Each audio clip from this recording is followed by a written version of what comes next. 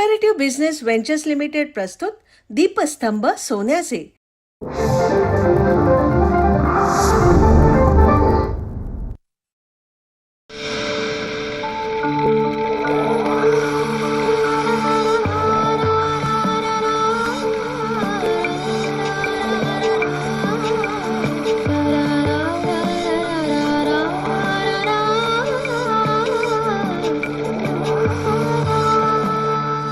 सह्याद्री वाहिनी, प्रत्येक घरासाठी, घरातल्या प्रत्येकासाठी.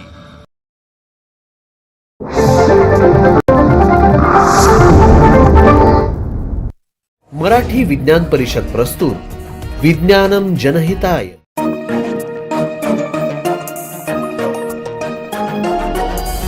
सुसंगत विचार सरणी तंत्रज्ञाने होते प्रगती. देई मानवा सुख समृद्धी निसर्ग अन्विज्ञान.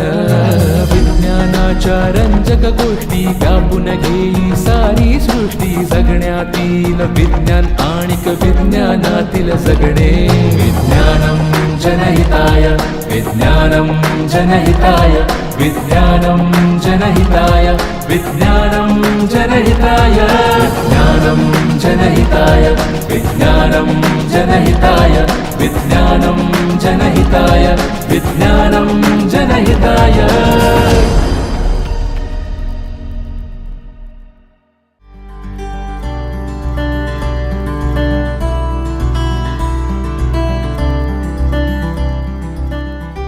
नमस्कार. विज्ञानम जनहिताय या कार्यक्रमामध्ये आपल्या सर्वांचं स्वागत. आजच्या कार्यक्रमाचा विषय आहे वॉटर लॉगिंग, म्हणजेच पाणी तुंबणे. पावसाळा सुरू झाला की सर्व शहरांमध्ये मोठ्या प्रमाणावर पाणी तुंबतं. अक्षरशः गुडघाभर पाणी सगळीकडे पाहायला मिळतं. काही वेळेला तर शहरांमध्ये पूरसदृश्य परिस्थिती निर्माण होते. संपूर्ण जनजीवन विस्कळीत होतं. काही वेळेला जीवितहानी देखील होते आणि वित्तहानी देखील मोठ्या प्रमाणावर झालेली पाहायला मिळते. तर हे पाणी नेमकं कशामुळं साचतं, याच्यावरच्या उपाययोजना काय आहेत, याविषयी आजच्या कार्यक्रमामध्ये आपण माहिती घेणार आहोत. आणि ही माहिती देण्यासाठी मुंबई महानगरपालिकेचे निवृत्त पर्जन्य जलवाहिनीचे अभियंता श्रीयुत संजय जाधव हे आपल्या कार्यक्रमामध्ये आलेले आहेत आणि हे आपल्याला या संदर्भामध्ये माहिती देणार आहेत. जाधव सर, कार्यक्रमामध्ये आपलं स्वागत. नमस्कार. आत्ता जसं मी सांगितलं तसं पावसाळा सुरू झाला की बहुतेक सर्व महाराष्ट्रातल्या शहरांमध्ये अक्षरशः पूरसदृश्य परिस्थिती असते. पूर्णपणे जनजीवन विस्कळीत होतं. लोकांना खूप त्रास होतो याचा. आणि काही वेळेला तर लोक वाहून देखील जातात, वाहनं वाहून जातात. तर हे पाणी नेमकं एवढं का साचतं आणि गेल्या काही वर्षांमध्ये हे प्रमाण खूप वाढलेलं दिसतं. कारण काय? बेसिकली सर, जिथे पाणी साचतं शहरांमध्ये तो भाग एकतर सखल असावा. कारण पाण्याचा गुणधर्म आहे, उंचावरून सकल भागाकडे पाणी वाहत येतं. हो.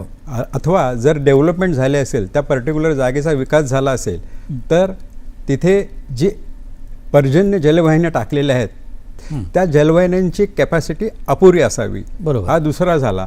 आणि टाकलेल्या जलवाहिन्यांचं रेग्युलर जे आपल्याला देखभाल आणि दुरुस्ती करावी लागते तिकडे जर दुर्लक्ष केलं तर त्याचा परिणाम म्हणून हे सगळं पाणी साचायचं. म्हणजे पाणी साचतं जनरली. एकतर सखल असलेल्या जलवाहिन्यांची देखभाल आणि दुरुस्ती नसणे आणि इनॲडिक्वेट असणे किंवा अपुरे असणे. त्यांची जी साईज आहे आजची ती अपुरी असणे. जनरली काय होतं सर, शहरांचा विकास टप्प्याटप्प्याने होतो. त्यामुळे ह्या प्रत्येक जलवाहिनीचे म्हणजे केटर करतात तो कॅचमेंट एरिया वेगवेगळा असतो. आणि नंतर आता एक फेज झाली, दुसऱ्या फेजमध्ये शहराची दुसरी डेव्हलपमेंट झाली तर तिथे येणारी जी जलवाहिनी आहे ना, तर मग ती त्या अनुषंगाने त्या कॅचमेंटनुसार जनरली हे लोक करतात. पण तसं करायला नको. जेव्हा शहराचा विकास होतो ना तेव्हा बर्ड व्ह्यूने मोठा, म्हणजे आता इथे भविष्यात 20 वर्षांनी शहर कसं असेल, काय होणार आहे सर, त्या अनुषंगाने किंवा त्याचा वेध घेऊन त्या पर्जन्य वाहिनीचा व्यास ठरवायला पाहिजे. आणि तशा जर पर्जन्य वाहिन्या टाकल्या ना तर हा इश्यू भविष्यात येणार नाही. तसंच आता ज्या एक्झिस्टिंग आहेत सर ना त्या आपल्याला बदलायला म्हणजे साधारण 20 वर्षांनी 15 ते 20 वर्षाच्या टप्प्याने बदलायला लागतील. कारण कॅचमेंट एरिया वाढलेला असतो. त्यामुळे ही अपुरी लाईन आहे किंवा पडत आहे असं सिद्ध होतं आणि म्हणून पाणी साचतं. अच्छा. नाही, आता हे तुम्ही पर्जन्य वाहिनी आणि सखल भाग याविषयी सांगितलं. परंतु पावसाचं जे प्रमाण आहे गेल्या काही वर्षापासून जो पॅटर्न आहे पडण्याचा तो देखील एक महत्त्वाचा भाग आहे याच्यामध्ये असं मला वाटतं. फार म्हणजे 1.5-2 तासामध्ये 200 मिलीमीटर 300 मिलीमीटर एकदम मोठ्या प्रमाणावर पाऊस पडतो. पूर्वी सातत्यानं 3-4 महिने हळूहळू रेग्युलर पाऊस पडायचा, त्याचं मात्र तानमान बिघडलेलं दिसतंय. तर ते कारण असतं का सर? हे खरं आहे तुमचं म्हणणं. आत्ता जो पाऊस आहे तो फार इरेटिक आहे. मी म्हणतात तसं 100 mm/h पडतो, 200 कसा म्हणजे जसं आहे तर सांगता येत ना आपल्याला. आणि आपल्या ज्या पर्जन्य जलवाहिन्या आहेत ना ओव्हरऑल महाराष्ट्रामध्ये, त्या शहरामध्ये ज्या एक्झिस्टिंग आहेत, अस्तित्वात आहेत, तर त्या डिझाईन करताना साधारणपणे पावसाची इंटेन्सिटी जी पकडलेली आहे ती आहे 25 mm/h. ती फार कमी आहे ॲक्च्युली, काहीच नाही म्हणजे काहीच नाही. हां, मग पण ती जी आहे इंटेन्सिटी ती फार पूर्वीची आहे. एक साधारण 40-50 वर्षापूर्वी तसा तो कन्सेप्ट डिझाईन म्हणजे मी विचार करून त्यानुसार त्या कन्सेप्टने डिझाईन झालेला आहे. जर समजा फॅक्टर ऑफ सेफ्टी काही शहरांनी घेतला असेल तर 2, मग ती 50 mm/h कदाचित तिथे डिझाईन केलेली असेल. पण आता तुम्ही म्हणता त्याप्रमाणे हे खरं रिव्ह्यू करू नये ना, हे सगळं बदलायला पाहिजे, याच्यात बदल यायला पाहिजे. म्हणजे ह्या सगळ्या पर्जन्य वाहिन्यांचे व्यास वाढायला पाहिजेत, तरच मग हा प्रकार जो आहे पाणी तुंबण्याचा तो आपल्याला मिटिगेट करता येईल. असं नाही बोलतात की पाणी थांबेल, कारण निसर्गाशी झुंज आपण देऊ शकत. आता मला एक सांगा की काही विशिष्ट ठिकाणी नेहमी पाणी साचलेलं दिसतं.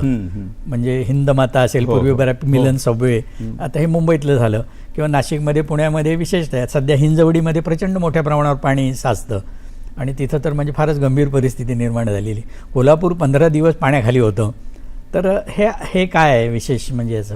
आता साहेब तुम्ही जसं कोल्हापूरचं उदाहरण दिलं, पुण्याचं उदाहरण दिलं, हे पाणी अलीकडे साचतंय, यापूर्वी साचत नव्हतं. हो.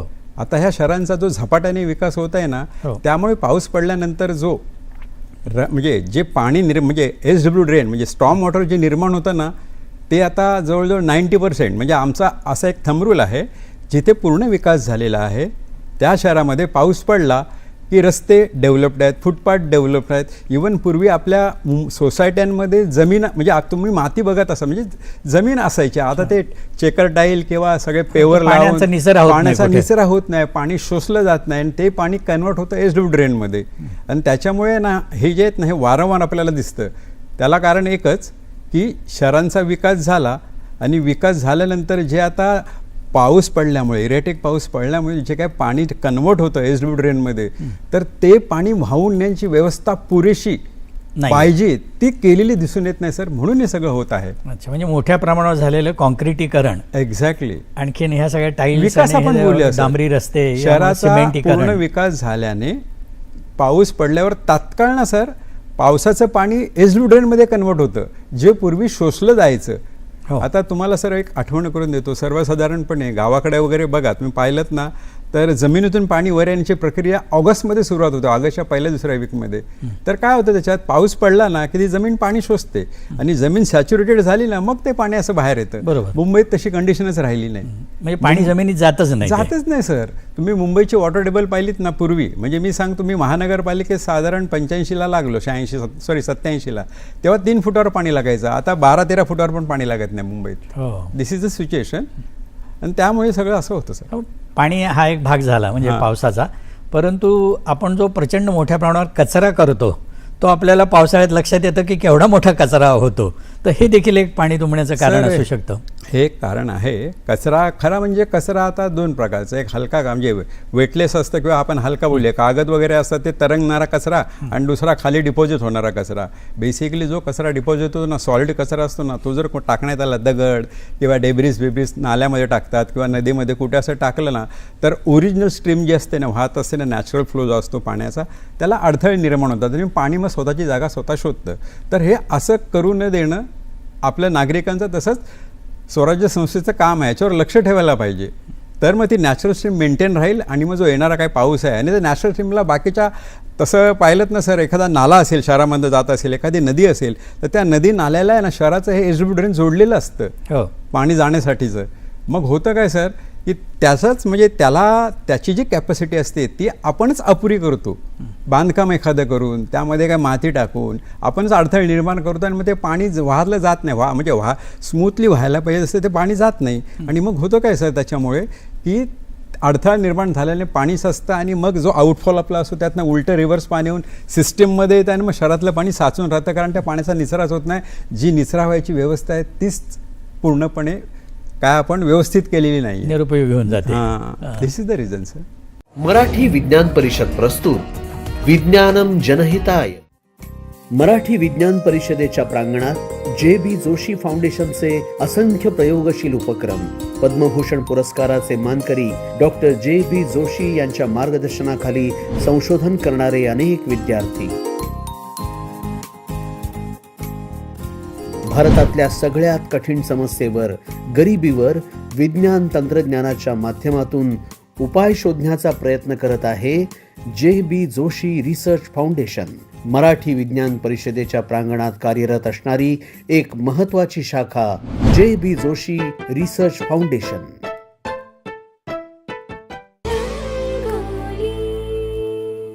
फिल्में हमेशा टीम वर्क से ही बनती है.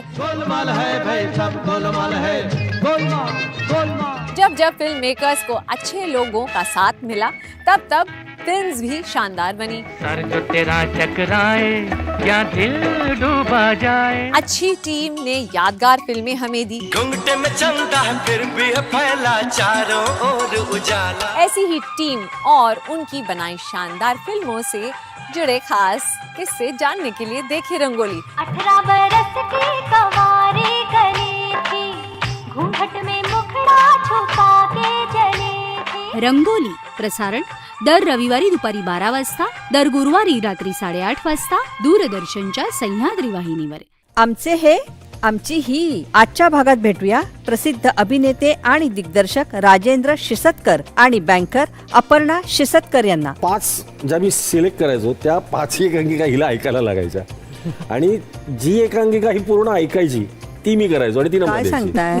म्हणजे पहिला हा म्हणजे सशक्त रसिक हा आहे. एका खुर्चीत कायम कधीच कोणी बसणार नाही, ती फिरत राहणार आहे. आज तू सुपरस्टार आहे तर उद्या दुसरा कोणीतरी असतो. बऱ्याच ॲक्टर्सनी बऱ्याच आधीपासून स्ट्रगल करतात. कम्पॅरेटिव्हली माझ्या नवऱ्याने उशिरा सुरू केले, but he successful. So I am happy in that. प्रत्येक वेळेला गुरु तुम्हाला असं येऊन सांगणार की आम्ही तुझा गुरु, मी तुला शिकवतो, तू शिक. तुम्ही त्यांच्याकडून काय शिकता हे तुम्ही ठरवायचं. शिकण्यासारख्या खूप गोष्टी असतात. आमचे हे आमची ही. दर बुधवारी रात्री 8 वाजता.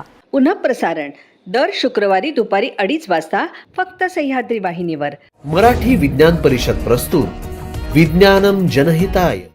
एक नेहमी एका गोष्टीची चर्चा होते पाणी तुंबण्याच्या बाबतीमध्ये, ते म्हणजे नद्यांमध्ये साचलेला गाळ किंवा पर्जन्य वाहिन्यांमधला गाळ, नाले किंवा ड्रेनेज.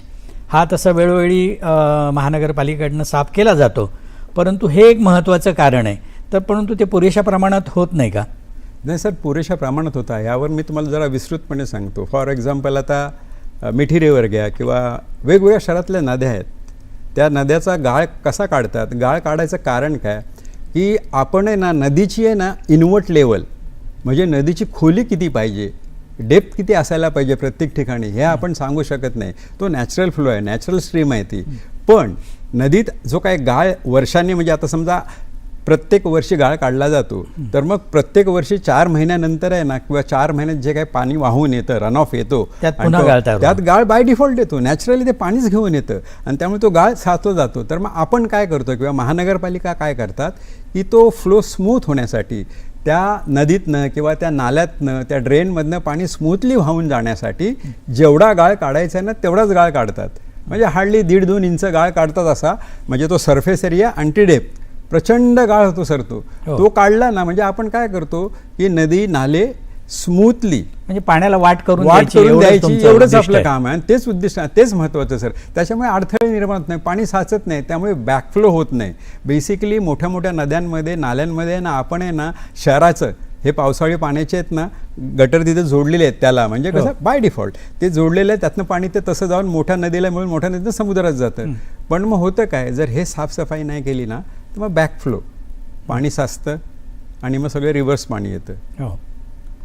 तर मुंबईची परिस्थिती सांगू का? मुंबईचं कसं होतं, जसं मुंबईची भरती ओटी आहे बघा. आता हा फिनॉमिना समुद्राच्या भरती ओटीचा समुद्राचा भरती ओटी आहे. आणि आता आपल्या ना मुंबईतले प्रत्येक आउटफॉल समुद्रात सोडलेले आहेत आपण, अगदी चर्चगेट पासून थेट बोरिवलीपर्यंत.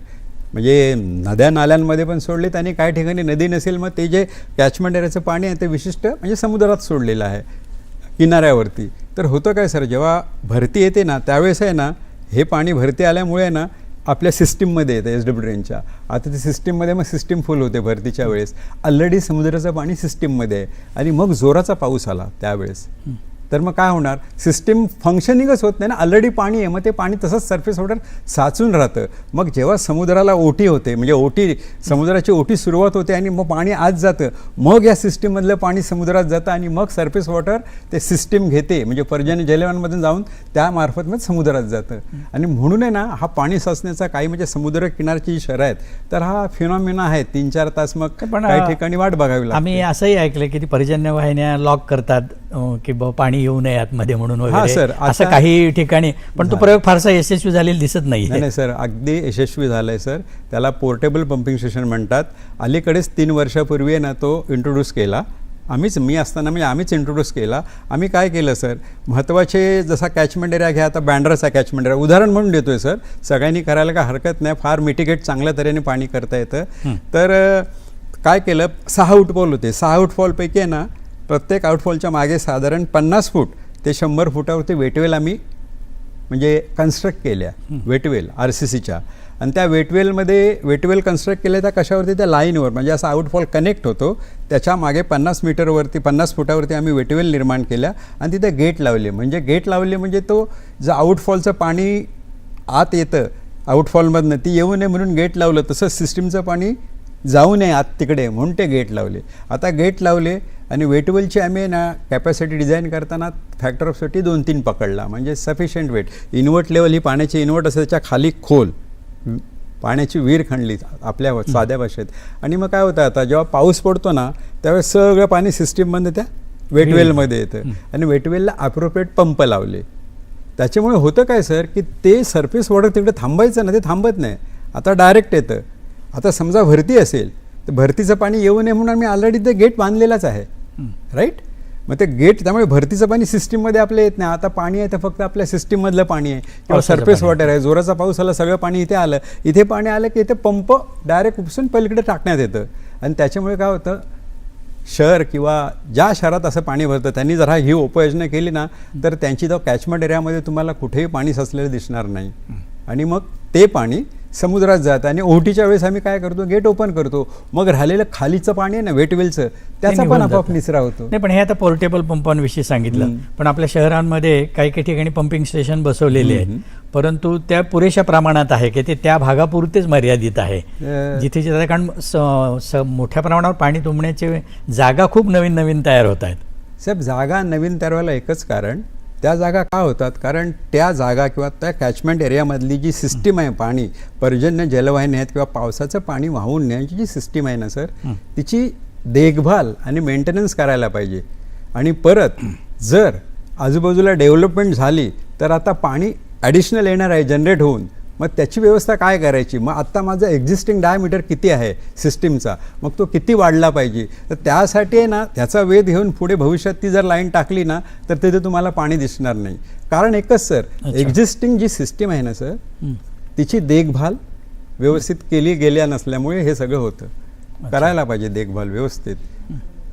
तर पर्जन्य वाहिन्यांची स्थिती काय आहे सध्या, म्हणजे हा एक महत्त्वाचा त्या ड्रेन होण्याचा उपाय आहे.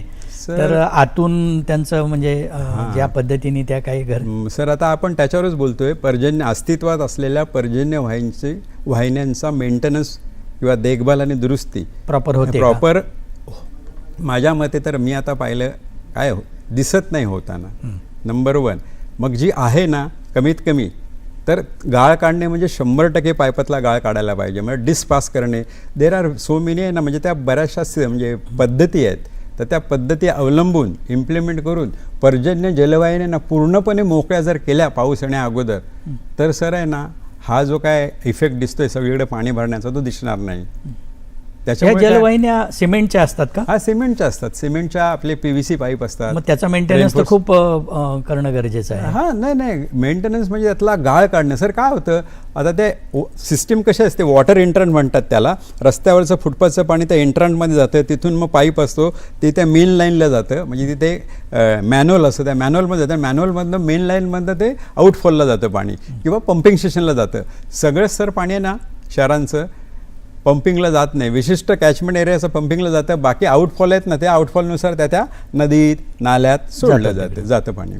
तर दिस इज अ सिस्टीम. जनरली जे काय निसर्गाच्या म्हणजे टोपोग्राफीनुसार ही सिस्टीम डिझाईन केलेली आहे. सगळं चांगलं आहे. फक्त आम्ही, माझं पर्सनल मत आहे, आम्ही कुठे फेल होतो, आम्ही जो देखभाल आणि बघा देखभाल करणे, दुरुस्ती करणे आणि आवश्यकता असल्यास त्यामध्ये बदल करणे आजच्या पावसानुसार किंवा आजच्या गरजेनुसार, त्याच्यावर सर विचार केला जात नाही ना, म्हणून हे सगळं आढळतं. ज्यावेळेस ह्याच्यावर सर विचार होईल ना, त्यावेळेस आपण बऱ्यापैकी पाणी तुंबणे या प्रकारातनं मुक्त होऊ.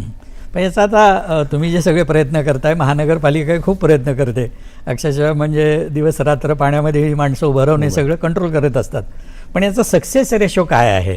म्हणजे मिलन सभे म्हणा, हिंदमाता, तिकडे पाणी कमी झालं असं म्हणतात अलीकडे. हो सर, मिलन सभेमध्ये पाणी कमी झालं कदाचित तुम्हाला लोकांना माहिती नसेल. आता आपण मुंबईबद्दल बोलतोय, तुम्ही आता प्रश्न विचारलात म्हणून सांगतो. गजदर बंद नावाचं एक पंपिंग स्टेशन आहे सांताक्रूझ वेस्टला. तर ते पंपिंग स्टेशन 2 नाल्याच्या, म्हणजे पूर्वीच्या 2 नद्या असेल छोट्याशा, त्याच्या संगमावर बांधलेलं पंपिंग स्टेशन आहे. आणि तिथे काय होतं, ह्या दोन्ही नाल्यांमध्ये ना गाळ फार होता सर. तो गाळ काढलाच नव्हता. म्हणजे जेव्हा आम्ही पहिल्यांदा पाहिलं, माननीय ॲडिशनल म्युन्सिपल कमिशनरसोबत आम्ही गेलो आणि पाहिलं सर तिथे, तर आमच्या पंपिंग स्टेशनमध्ये पाणीच येत नाही. खरे पंपिंग स्टेशनमध्ये पाणी येण्यासाठी आहे ना, प्रत्येक पंप अर्धा तास चालला पाहिजे हा थंब रूल आहे पंपिंग स्टेशनमधला. आणि तिथे पाणी नसल्यामध्ये पंप चालायचे नाही. मग त्याने काय होतं सर, ती सिस्टीम कोलॅप्स व्हायची शक्यता वाढते. बरोबर. तर मग मला सरांनी प्रश्न विचारला, इसका काय म्हणजे काय करायचं याचं. तर मग आम्ही सांगितलं की सर, साधारण इथून ह्या आपल्या पंपिंग स्टेशन पुढे नाल्याच्या आतमध्ये इंटिरियर म्हणजे आतल्या साईडला, म्हणजे थोडक्यात काय अपवर्ड साईडला आपल्याला साधारण 100-150 मीटर आहे ना, हा गाळ जर काढला ना, तर हे सक्सेसफुल म्हणजे चालू होईल ते. आणि याचा परिणाम काय होईल सर, मागे आहे ना जे पाणी साचतं ते पाणी साचणार नाही. मला विचारलं किती खर्च येईल, सांगितलं, त्यांनी मान्यता दिली. आम्ही काम केलं सर. तिथून मिलन सबवे, सांताक्रूझपासून आहे ना बँड्रापर्यंत तो जो मोठा ड्रेन आहे ना, तिथे आत्ता गेले 3 वर्ष तुम्हाला अजिबात पाणी म्हणजे साचलेलं दिसणार नाही. अच्छा. पण आता नवीन ठिकाणं, यावेळेला चर्चगेटमध्ये मोठ्या प्रमाणावर पाणी साचलं. हा सर, चर्चगेटला साचलं. चर्चगेटची सिस्टीम 100 वर्ष जुनी आहे. 25 mm/h इंटेन्सिटीची ती सगळी सिस्टीम आहे. ते आपल्याला सर त्यात बदल आणावा लागेल. आजच्या रेनफॉलनुसार ती सिस्टीम डिझाईन करून नव्याने सर टाकले की पाणी साचणार नाही चर्चगेटला. मराठी विज्ञान परिषद प्रस्तुत विज्ञानम जनहिताय. मराठी विज्ञान परिषदेचा एक अनोखा उपक्रम, शनिवारी विज्ञानवारी. 2017 पासून सुरू असलेल्या या उपक्रमात दरवर्षी 450 महाविद्यालयीन आणि 11,000 शालेय विद्यार्थी सहभागी झाल्याची रेकॉर्ड ब्रेक नोंद. आणि गेली 3 वर्ष प्राज इंडस्ट्रीज कडून शनिवारी विज्ञान वारीला आर्थिक सहाय्य देखील. मराठी विज्ञान परिषद आणि प्राज इंडस्ट्रीज लिमिटेड यांच्या संयुक्त विद्यमाने राबवण्यात येणारा खास उपक्रम शनिवारी विज्ञान वारी. सगळ्यात स्वस्त असलेलं आणलंय बघ. वा वा वा, दरवेळी पशु आहारावर मोठ्या प्रमाणात बचत करतात. पण हे उत्पादन कमी होतंय, त्याचं काय? म्हणूनच बायकोचा एका सल्ला, मनापासून खाऊ घाला फक्त कपेला, देशाचा नंबर 1 पशु आहार. खानदेशची एक स्पेशल रेसिपी घेऊन येत आहेत आपल्या पाहुण्या सोनाली कुडवे. एकीकडे तुम्ही हा मसाला वाटताय, एकीकडे हे वांग सुद्धा सोलताय, कांदा जो परतताय, म्हणजे कसं काही मॅनेज करता बरं? काल रात्रीपासून मी उपाशीच राहायला पाहिजे असं वाटतं मला. अनवट स्वाद प्रसारण मंगळवार दिनांक 11 नोव्हेंबर 2025 सकाळी 11:30 वाजता आणि पुनः प्रसारण सायंकाळी 4 वाजता फक्त सह्याद्री वाहिनीवर. मराठी विज्ञान परिषद प्रस्तुत विज्ञानम जनहिताय. कुठल्या नवीन तंत्रज्ञानाचा वापर होऊ शकतो पाण्याचं ड्रेन करण्यासाठी? पाणी नाही सर, सध्या तरी आपण कन्व्हेन्शनल आहे ना तेच वापरतो जे आपल्याकडे आहे ते. परंतु देखभालीसाठी आणि दुरुस्तीसाठी जसं डिस्क पास करणे किंवा सध्या आहे ना काम झालं की नाही ते खातर जमा करणे, कॅमेरा पण पास ऑन करतात सर. मग कॅमेरा सगळं हां ते सगळं हे करून म्हणजे शूट करून मग आम्ही सन्माननीय आयुक्तांना दाखवतो की सर हे बघा हा असा पोर्शन आहे, आम्ही साफ केला आहे असं. म्हणजे ह्याने काय होईल, हे असे ह्या गोष्टी केल्याने काय होतं सर की हा जो देखभालीचा आणि दुरुस्तीचा जो प्रकार आहे ना म्हणजे होणार नाही किंवा होत नाही यावर आळा बसेल. म्हणजे ते कसं सर, इट्स अ लिंक. त्या चेनमध्ये सगळ्यांनी आपापली कामं केली ना सर पाणी व्यवस्थित मिटिगेट होईल. ते होत नाही आहे फक्त. नद्यांमधला आणि नाल्यांमधला गाळ काढण्याच्या संदर्भात तुम्ही माहिती दिली.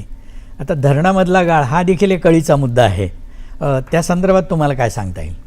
सर, साधारण आपली जी धरणं आहेत ना ती एका विशिष्ट डेपला डिझाईन करून बांधलेली आहेत. ती डेप्थ असते, त्या डेपच्या अनुषंगाने आपल्याला त्या धरणात किती पाणी आहे हे कळतं आणि त्यानुसार पाण्याचा विनियोग केला जातो शहरांसाठी. अलीकडे सर काय होतं, असं आपल्या बघण्यात आलं असेल की मुळात म्हणजे एक विशिष्ट कालावधीनंतर 10 वर्षानंतर 5-10 वर्षानंतर खरा तर धरणातला पण गाळ काढणे अत्यंत आवश्यक आहे. हो. आता धरणात जे सर पाणी येतं ना ते कॅचमेंट एरियामधनं येतं, तेच ओढे छोटे छोटे काय असतात ते कॅरी करून सगळं पाणी आतमध्ये येतं. मग ते सगळंच घेऊन येतात, माती झाडं सगळं येतं त्याच्यामध्ये. आणि ते काय होतं सर, मग धरणाच्या तळाशीच जाऊन थांबतं ते. त्याच्यामुळे काय होतं, धरणाची माझी समजा 80 फूट डेप्थ असेल तर 5-6 वर्षांनी ती 60 पण होऊ शकते, 40 होऊ शकते, जसा गाळ येईल तसा. आणि माझ्या धरणाचं लोकेशन मग असं असतं ना सर की साधारणपणे 2 डोंगरांच्या मध्ये व्हॅलीसारखं असतं, तिथंच धरण आपण बांधतो. बाय डिफॉल्ट सगळं पाणी आपल्या इथे येतं आणि ते कॅरी करतं. स्लोप असतो, टर्ब्युलन्स फ्लो असतो, तो सगळं घेऊन येतं. आणि मग इकडे जरा आपलं दुर्लक्ष होतं. आपण पिरियडिकली धरणाचं साधारण 5 ते 10 वर्षाने गाळ न काढल्यामुळे त्याची डेप्थ आहे ना जी एक्सपेक्टेड मला आहे, समजा 80 फूटच पाहिजे, ती 5 वर्ष 80 फूट नसेल सर. 5 वर्षाने ती होईल 75 राहील, 70 राहील, वी डोंट नो. आपण मोजत पण नाही, ती खरं मोजायला पाहिजे. म्हणजे त्याची खोली मेंटेन होत नाही. त्यामुळे साहेब आहे ना, पाणी आहे ना जरी ओव्हरफ्लो झालं तरी पाणी कमी असतं ते पाणी. थोडासा पाऊस झाला तर धरण ओव्हरफ्लो होतं, जसं आता. आणि नंतर मग पुन्हा एप्रिलमध्ये 10%च राहिलं पाणी असं डिक्लेअर होतं. ॲक्च्युली सर तुम्हाला सांगतो मी, एक साधारण आहे ना, म्हणजे आम्ही लहान असताना साधारण 30-35 वर्षापूर्वीची अशी गोष्ट आहे की मुंबई महानगरपालिकेचं उदाहरण देतो. आपले जे काय डॅम आहेत ना, तर जुलैच्या ना 10-12 तारखेपर्यंत कधी पाणी कपात व्हायचीच नाही. हो, कारण ते अप्रोप्रिएट डेपला होतं. पण अलीकडे ना सर एक 30-35 वर्षांनी असं दिसून येते की एप्रिलमध्येच डिक्लेअर करतात 10% पाणी कपात, डेप्थ कमी झालेली आहे, अमुक झालेलं आहे. पण ती डेप्थ कमी का झाली याचं कारण शोधायला पाहिजे सर. हे कारण शोधल्यानंतर कारण हेच आहे, कॅचमेंट एरियातनं आलेलं पाणी गाळ दगड माती घेऊन येतं आणि ते धरणात येतं. त्यामुळे धरणाची खोली कमी होते. खोली कमी झाल्यामुळे कॅपॅसिटी धरणाची कमी झाली. तर कॅपॅसिटी कमी झाली त्यामुळे तुम्हाला एप्रिल-मे मध्ये बाय डिफॉल्ट पाणी कमीच मिळणार. बरोबर. आणि ते जर पाणी सक्षमतेने 100% वापरायचं असेल तर 5 ते 10 वर्षांनी गाळ काढणं अत्यंत आवश्यक आहे. आणि हे सर होत नाही असं म्हणजे इवन आत्ताची घटना तुम्ही पवईचं 2-4 दिवसापूर्वी सर, पावसाला सुरुवात झाली नाही आणि पवईचा तलाव धोधो वाहू लागला. म्हणजे इट इज सरप्रायझिंग. मग ते हे होत नाही तेवढं लक्ष, म्हणजे तेवढं झालं ना की मग काय बाकीचे इश्यू राहणार नाही सर. पाणी कमी आहे, ती पण काळजी घेतली पाहिजे. ते एक महत्त्वाचं आहे. ते महत्त्वाचं आहे सर. होत नाही. तर मंडळी, दर पावसाळ्यामध्ये खूप मोठ्या प्रमाणावर पाणी साचतं. नैसर्गिक ज्या काही गोष्टी असतात त्याच्यापुढे काही माणसाचं काही एका विशिष्ट मर्यादेपर्यंत त्यावर मात करता येते. उरलेल्या वेळात मात्र आपण कशा पद्धतीने वागतो आहोत आणि कशा पद्धतीने काळजी घेतो आहोत यावरच सगळ्या गोष्टी अवलंबून आहे. त्यामुळं शहरांमध्ये मोठ्या प्रमाणावर जे पाणी साचतं आहे त्यासाठी आपण कमीत कमी कॉन्क्रिटीकरण केलं पाहिजे. जास्तीत जास्त जमीन उपलब्ध करून ठेवली पाहिजे. कचऱ्याचा वापर खूप मोठ्या प्रमाणावर कचरा केला जातो तर तो एक कमी केला पाहिजे. ह्या सर्व गोष्टी जर आपण अंमलात आणल्या तर थोड्याफार प्रमाणात आपण महानगरपालिकेला देखील या पद्धतीने सहकार्य करू शकू असं मला वाटतं. सर, तुम्ही कार्यक्रमामध्ये आलात आणि आमच्या प्रेक्षकांना पाणी तुंबणे आणि त्यावरच्या उपाययोजना याविषयी खूप छान माहिती दिलीत. याबद्दल विज्ञानम जनहिताय या कार्यक्रमाच्या वतीनं मी आपले आभार मानतो. पुन्हा भेटूया विज्ञानम जनहिताय या कार्यक्रमामध्ये एखाद्या नवीन विषयासह. तोपर्यंत नमस्कार. तर्क सुसंगत विचार सरणी तंत्रज्ञाने होते प्रगती. देई मानवा सुख समृद्धी निसर्ग अन्विज्ञान. विज्ञानाच्या रंजक गोष्टी व्यापून घेई सारी सृष्टी. जगण्यातील विज्ञान आणिक विज्ञानातील जगणे.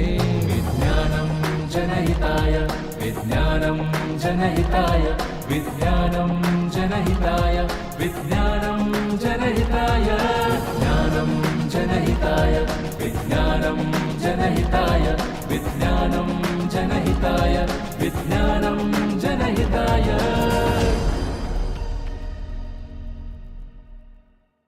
मराठी विज्ञान परिषद प्रस्तुत विज्ञानम जनहिताय.